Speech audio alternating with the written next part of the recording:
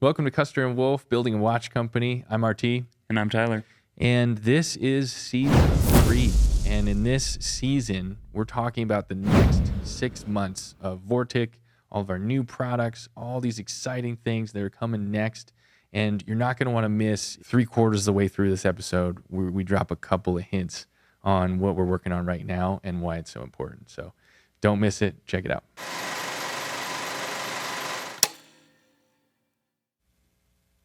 Ready? I think so. Okay. So we got a question from the audience.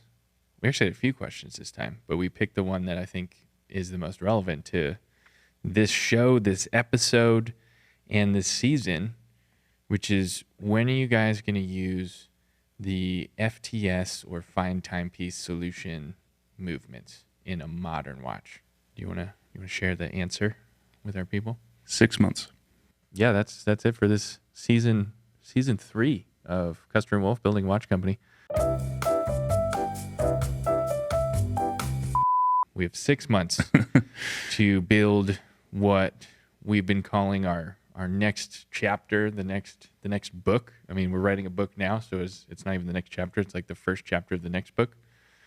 But that's what season 3 is all about. Is we want to launch a Kickstarter campaign in September, where we're announcing all of our new products that are very scalable and very different than what we're making now. And don't worry, these aren't going anywhere. Our American Artisan Series is here to stay. We're just coming out with a whole new line of revenue, whole new product. And we've talked about it a lot, but we think a Kickstarter might be almost like nostalgic. It's like we launched the brand on Kickstarter in 2014. So it's like, let's go back and do it again and say, here's our new thing.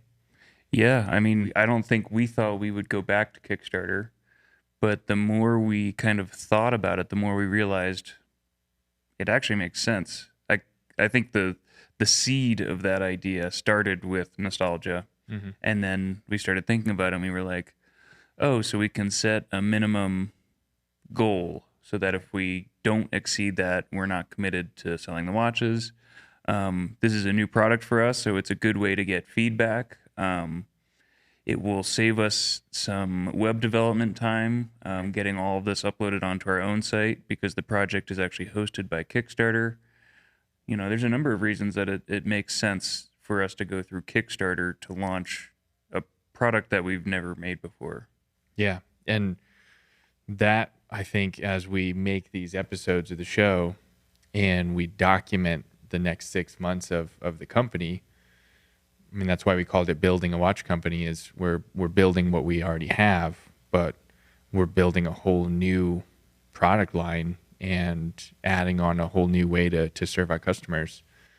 And these watches that we're going to use those fine timepiece solutions movements in, you know, they can be a lot less expensive than our current watch, still as American made as possible. But, you know, we talked about like the premise of why we're making a new watch, and a lot of it is to showcase, if we want to make something in America, just how difficult that is, and what is made in USA as it pertains to watches, and how much do we have to make here, and, you know, basically open that can of worms in front of and with our customers to say, here you go, here's like the best we can do. If you want to watch made in USA, like truly made here for less than $1,000, in a really scalable product, I feel like we're one of the only companies that can achieve that. And so that's what the next 6 months looks like, is trying to figure that out. Yeah, and I think it came down to, we say this all the time, but like, this watch is for us. We're making this watch for us, and I think the goal was, you know, how do we make something in the USA with good value? Because that used to be a staple of American manufacturing. Good quality products for good value, not necessarily just tacking on extra money because it's made in the US. Right. But we wanted a watch that we could afford, and we wanted to build a product that will last forever if you take care of it. So to be able to do those two things, to build it in the U.S. and to have something that lasts forever for under $1,000, I think will be a challenge and should be cool when we're done. So we're going to keep documenting this process and really just showing you and everybody on YouTube and the world, like, if you want to make something like that in the USA, here's how hard it is, and here's what we need to do in order to get to that point. And, I think the biggest difference between what we do today and that is the scalability. And we talk about that all the time. And, these American Artisan Series watches are beautiful. And, our investors, our customers, our friends, they're just like, why don't you make 1,000 of these a year? We make 350 of these a year right now. It's like, why don't you just scale this? And we've tried. And I wouldn't say we can't, but it just doesn't make sense. Yeah, can and should are not the same thing. Yeah.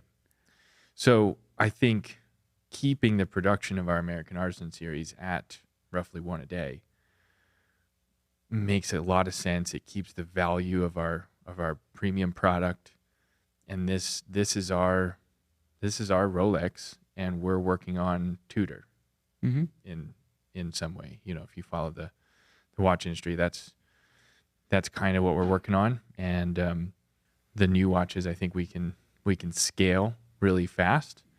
But to your point, before we invest millions of dollars in scaling something, we want to make sure people like it, and we want to make sure people are going to buy it. And so Kickstarter is a great way to do that, and crowdfunding and basically taking pre-orders, I think is smart. So we'll find out. Yeah, so the question was, when is this watch coming out? The short answer is 6 months. We're launching a Kickstarter.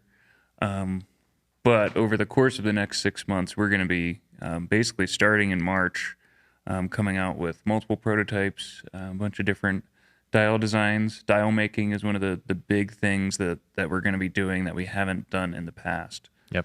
So that'll be a fun adventure that we'll document as much as we can. And we'll have the plan is to have two different models of watches, a field watch and a military-inspired watch. And that is currently the plan to release on Kickstarter with a few different options. And they'll both use those FTS movements that are assembled in Fountain Hills, Arizona, by Fine Timepiece Solutions. And that's basically the closest to an American movement that exists at scale. At scale, yeah. And modern. Obviously we have our pocket watches, but I always say, like, we kind of cheat right now. It's like we're using the old stuff. And so those will use those movements, which are automatic movements and smaller movements. And so we can make these watches 40-ish millimeters, 41, I think is what we're looking at for that range, which is also new and exciting for us because that'll be the next smallest watch we've ever made. And in the process of getting there, we have a lot of cool and exciting things coming to the American Artisan Series and to Vortic, starting with what's on my wrist. I mean, this is what you've been working on for, months now. Yep. And this might be the first time we talk about this. This is called the Victory Watch.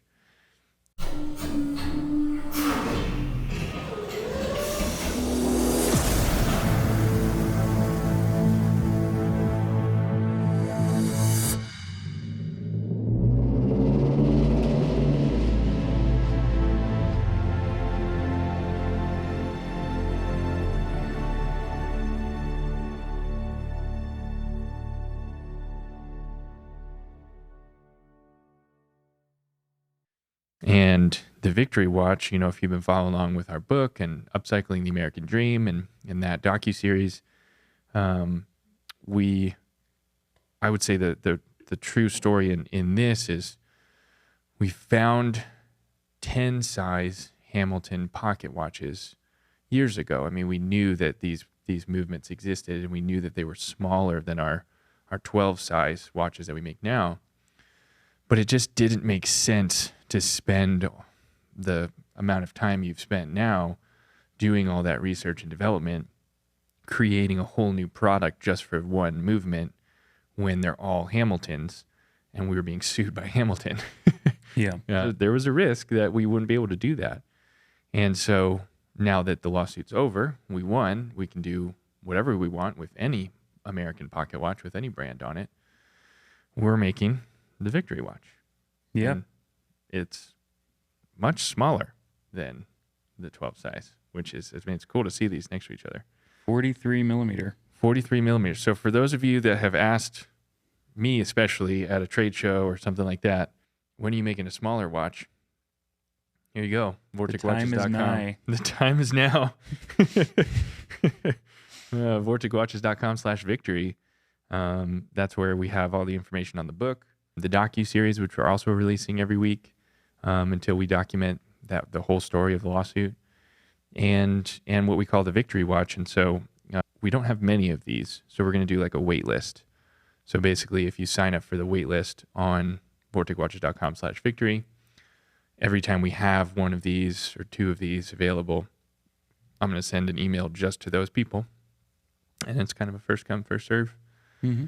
And we'll see, if they go really fast, we can come up with a different way to do that. But it's such a special watch. We didn't want to just put it on our website and say, here you go. Like, I think it deserves a lot more effort behind it.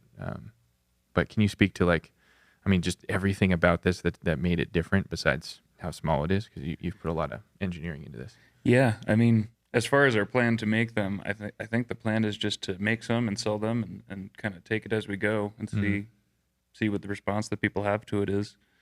It is our first watch to speak to what you were mentioning about not having time to do it in the past. One of the biggest things that's changed now is we have a couple extra spindles in the machine shop. We have extra machines. So before, it was just hard to do any type of project or prototype because that meant we had to turn another machine off production. So now that we actually have these new machines and they're running, we're getting more done. And we have a machinist, Billy, in the machine room now who's basically running the day-to-day of that room, and that is hugely helpful. So as we move forward, we should be a lot more productive because we're spending more time on our R&D. But it is the first watch bezel case back that we've made on our DMG Mori DMU50 5-axis machine, which is really cool. That machine's really accurate. This case is kind of a trial run for some of the concepts that we're going to be adding to the mechanical case. One of the biggest things is that the case tube is machined right into the case. So normally that's a separate part, but because we're on the 5-axis machine, we can turn the whole case over on its side and kind of work on the case tube area without needing to take it off a fixture and put it on another fixture. Yep. We drilled the lugs from the inside using the 5-axis action as well. So you'll see there's no markings on the outside. Right. We chose to use spring bars on this watch to keep it more low profile. It's all 316L stainless, which is a pretty standard material for the watch industry, but a fairly new material for us. We have made almost everything out of titanium in the past, and we're going to be experimenting with some more stainless here moving forward because I just think it's a really good-looking material. Yep, and that's what we're going to use for all the modern watches now. Mm-hmm. So that's exciting. And the crown is significantly smaller than our previous watches, mostly because these are detent movements, which means the stem is actually part, like the stem and setting and winding system is part of the movement in these 12 size watches, which are, most of our business now. We have to manufacture all of those components and they sit inside the crown. And so we need more space in there to make all that happen. And that's just because on these watches, that winding and setting function was built into the case of the pocket watch. And that's really what took us so long to make this product in the first place is there was a lot of problems with that to solve, and those are really tiny parts. Yep. It's just if you have one of these 12 size watches or one of our American Artisan Series watches that sets with the crown, this click when you pop it in and out is not to be taken for granted. There's hundreds of thousands of R&D into making that click feel the correct way, function the correct way, and we manufacture all those parts in this building. Yeah, there's a reason new watches do it differently. Yeah, yep. And these Hamilton movements that we're using here are detent, similar to like the military edition. So we don't have to do that, and that's really nice. And that's, I don't know, I mean, these are from like the 1930s and 40s. I think so. I think. Yeah. Versus most of our other watches were prior to 1930. So I don't know, sometime around 1930, they realized that was maybe a bad idea. Yeah, I mean, Howard did it. I think Howard might have been the first to do detent. Yeah, all those movements are detent. Yeah, they were kind of ahead of the game.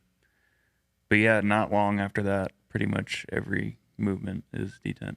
Yeah.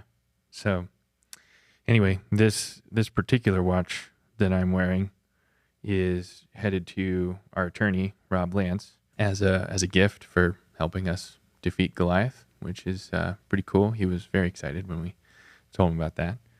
And then, yeah, we'll start making them. I mean, we think we can make, I don't know, 1 or 2 a week, for the rest of the year. Hopefully, I think people will love the size of it, so I bet they'll go quick, but we'll find out. Yeah, I mean, everything about it is kind of subtle and different than anything else we've made before. And we tried to use the capability of the 5-axis for some of the cutting moves. I think it came out really nice. Domed sapphire crystal. Oh, yeah. Yeah, the dome crystal makes a big difference. It's cool. And that's new and different for sure. So the other thing you've been working on, similar to this and kind of in the process of just like iterating and testing and learning new things, is version 3 of our Artisan Series cases, which is right over there.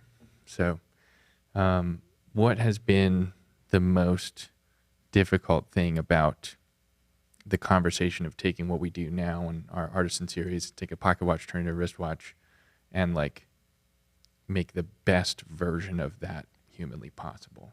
The watch that I'm wearing on my wrist is the culmination of many years of trial and error. The changes that we've made are not huge, especially to the outside person that doesn't know much about what we do, but just kind of shows the progression of what we've learned.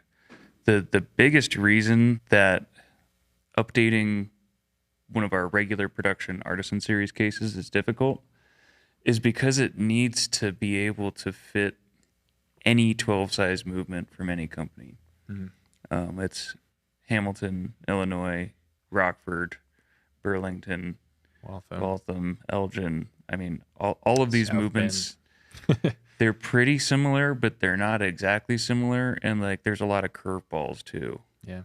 So it just makes it really hard to kind of choose a path forward and stick with it, because you can't plan for everything. And you kind of have to run into the issues as they present themselves. I think that answers your question. Yeah, I mean, but that was the goal, is to say, like, if we're gonna keep making these and make a few hundred a year and that's it, we need to be the best in the world at this process of taking a pocket watch, turning a wristwatch. And I think we are today, but I feel like version 3 on your wrist is, I mean, the culmination of nearly 10 years of making these and trying to figure it out. It's a really good way to make a pocket watch conversion. Mm-hmm. But basically, when we started off, V1 was a 2-sided case and a 2-sided 3D printed plastic insert, all 3D printed parts that would sandwich the movement. Mm-hmm.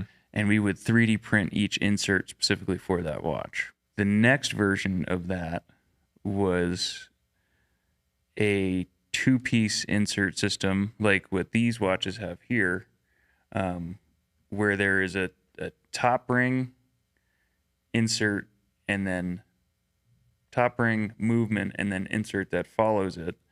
So it's a one-piece case with a case back on it, and all that kind of sandwiches vertically. That's how these watches are constructed. Then we decided it would make the most sense to lean on our palletized work holding and fixturing to actually make a three-piece case. So it has a bezel, a case, and a case back, but make a different case section, this middle section, for each individual movement. Because we could, right? Because we thought we could. We tried that. Turns out it is as hard as it sounds. Yep. And you have to make a lot of fixtures and a lot of cases. And when something doesn't fit, it just doesn't fit. Like, it just doesn't work. So we just made a whole lot of scrap and wasted a whole lot of time going down that path. We made a lot of good watches that way too. There are watches in the world with that construction for 16 size and railroad. But ultimately with this watch, we added the Delrin insert back into the watch, but it is no longer sandwiched. And this may be getting in the weeds too much. No, I think it's interesting because also at one point you decided to, instead of 3D printing the insert, manufacture it out of Delrin, which Delrin, I mean, correct me if I'm wrong, but it's a really high quality plastic. Oh yeah, it's expensive. The highest quality plastic. Yeah, it's like as expensive as metal. Yeah, it's not cheaper. Yeah. And yeah, it's basically the best plastic we could use for the inside of the watch. It machines really accurately and smoothly, like very, very nice professional parts. So this watch here is a three-piece watch, so it has a separate bezel and case back. But the case screws of the movement actually fasten against the case itself. Right. So it's a front-loading case. So you put the insert in, and then the movement in, and then the case screws fasten against the case. So so the insert is really just to take up space, not necessarily hold it against the front of the watch like these. Right. The biggest thing we wanted to change is the variable of that top ring and the dial thickness affecting the height of the movement, and also just having that dial press against the main plate. It shouldn't affect the performance of the watch, but in some cases it does. This holds it more exactly like the old pocket watch cases held them. Right. More exactly the way that they were made to be held. Yep. And in my opinion, that's a better way to do it. Mm-hmm. Yeah, and I mean, other than that, performance is similar. Warranty's the same. You know, it's something that we take a lot of pride in is making sure that these were heirlooms and they remain heirlooms. Mm-hmm. And I guess what I was getting at is, do you think there'll be a version 4, or do you think you've put a decade of R&D is enough for a pocket watch conversion? I don't know how to make it better. I'll say that. That's fair. Yep. I don't know what version 4 would look like. It'd have to be really cool to be a version 4. Aesthetic, yeah. Yeah. Yep. That's cool. Yeah, I love it. I think so. What we have on the table is version 2, and probably difficult to tell the difference directly, but you know, for us, it's continuous improvement. So we're always getting better, and for the next 6 months, we have things like version 3, Victory Watch, you know, some other stuff we're working on, just perfecting the American Artisan Series, closing one door before we open another. And I think that's, from a business standpoint, a really good idea to say, like, all right, by the time we launch our new products on Kickstarter, you know, in the fall, we're going to have everything we've ever wanted to do, for the most part, for the Artisan Series ready to go. And so our team can keep building these, and we can focus on, you know, growing, scaling, and doing some really fun new stuff. Yep. And I don't think we mentioned this new 12 size is 45 millimeters. So we shaved a millimeter off of our normal 12 size. Yep, because these are all 46. So now watches moving forward, in the 12 size will be 45 millimeters, which to me at first, when you said that, I was like, oh, it's 1 millimeter. Like, it's not that big of a deal. But when we started talking to some customers, like that 45 millimeters is much more of like a, I don't know, I think people call it like a normal size watch. It's no longer a big watch. And Something then about obviously that jump from 45 to 46. it's a thing, and then Victory being 43, that's a big deal. 43 is like a very average size watch. And then our modern watches that we're launching in the Kickstarter will be 41-ish. So inconceivable.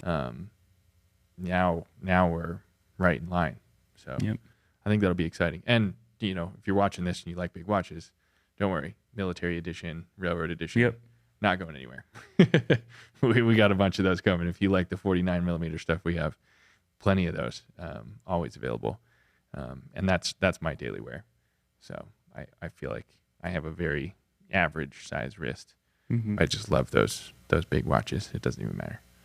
So what else are we working on? What else have you been working on? Well, since the last episode, I think one of the biggest wins has been the Swiss is now making parts. Yes. Yep.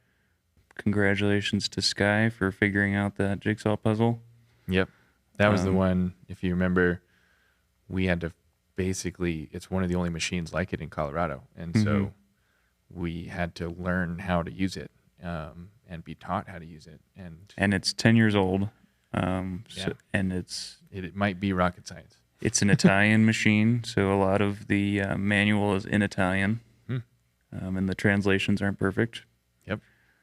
And there have been just a lot of challenges, but it was only like 2 weeks ago that Sky got his first finished part off, and now he's making parts. I mean, it's an amazing machine. It cut down the cycle time on a crown, for example, like a part like this.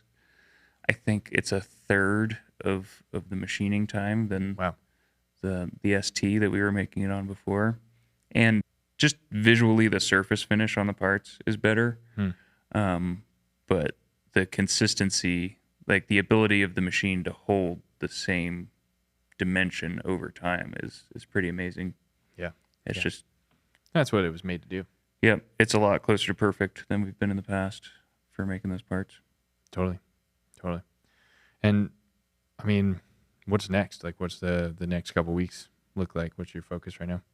For the next couple of weeks, the most immediate thing is getting Victory and the new V3 over the line. Prototyping seems to happen kind of really fast and all at once, and then kind of stop right before the very first watch is made that we can call sellable.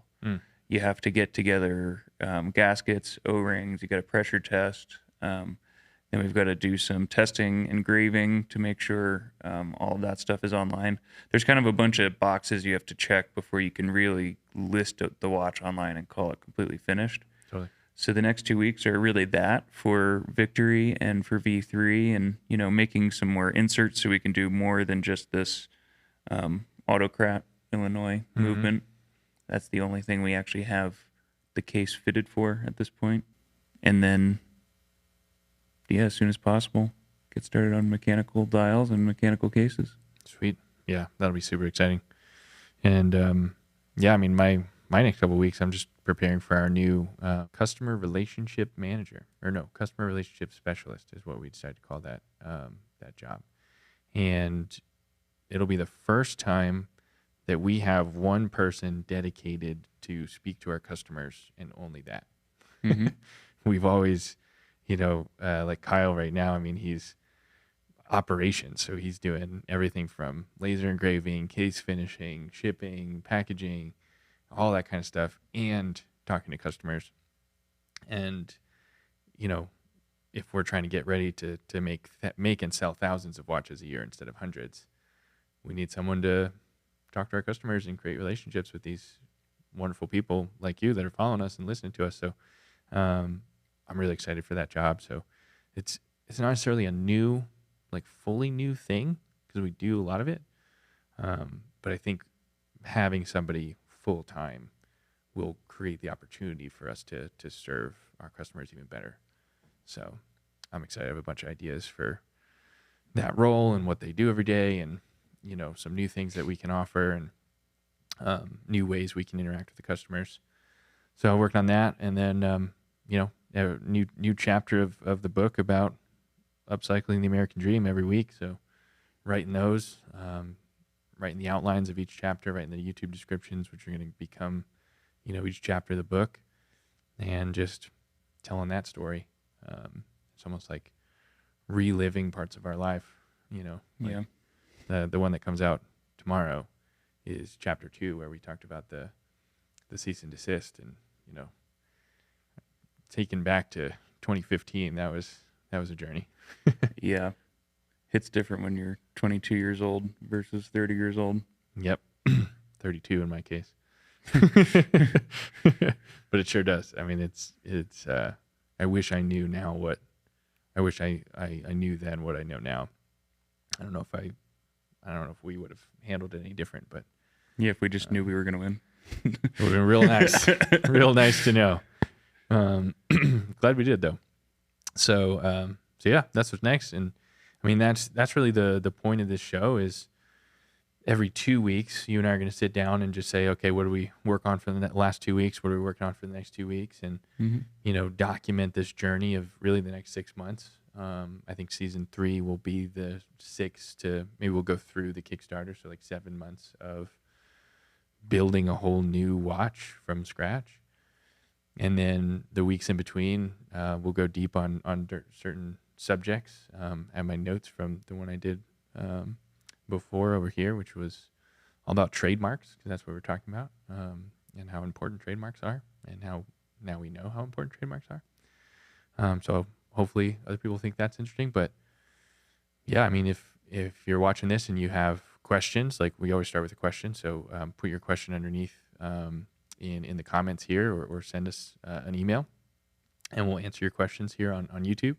And if there's anything you want us to go a little deeper on, like if you want Tyler to talk more about like the case, or embedding the case tube in some of these new cases, or I mean the difference between steel and titanium, and why we're making some changes there. I mean, those are all good questions that I think we could tell some stories about. And we're an open book here. And I think the other thing that people have asked recently that I want to make sure people know is right at the top of our website, there's a schedule a tour button.